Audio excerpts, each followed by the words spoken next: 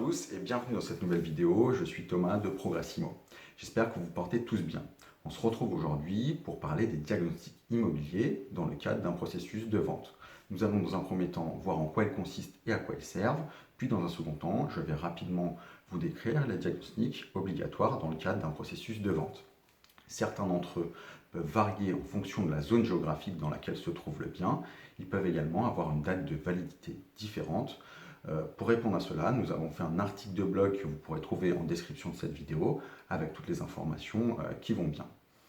En effet, quand on décide de vendre tout bien immobilier, il est obligatoire de faire un check-up complet à la propriété.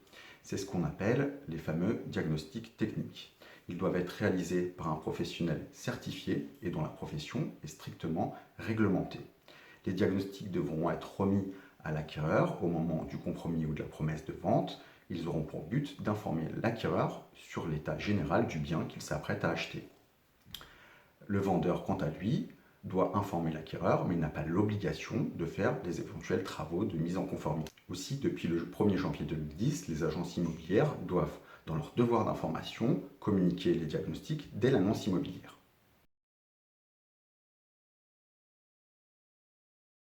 Voilà, maintenant on va voir rapidement les différents diagnostics nécessaires dans le cas d'une vente.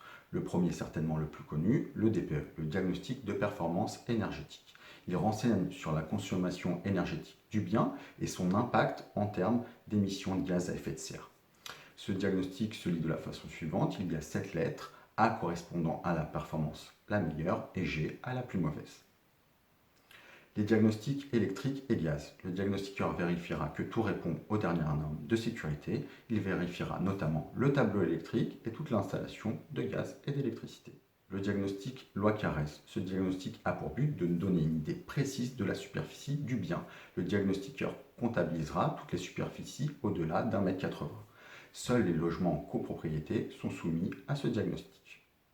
L'ERP, état des risques de pollution. Il donne des indications sur les risques tels que les inondations, mouvements de terrain, pollution des sols, radon, etc.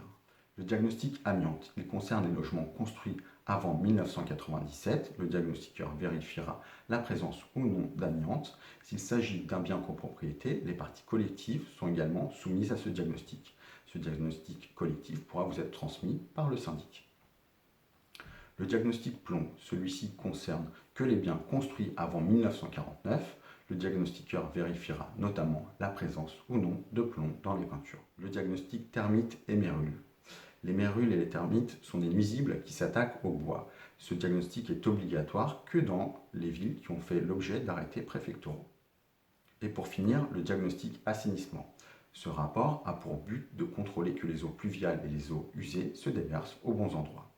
Voilà, nous en avons terminé avec les diagnostics pour vendre. J'espère que cette vidéo vous a plu. Si vous avez des questions, n'hésitez pas à les poster en commentaire. N'hésitez pas aussi à nous faire un petit like, ça nous encourage et ça nous aide à continuer. Sur ce, je vous dis à bientôt et portez-vous bien. Bye bye.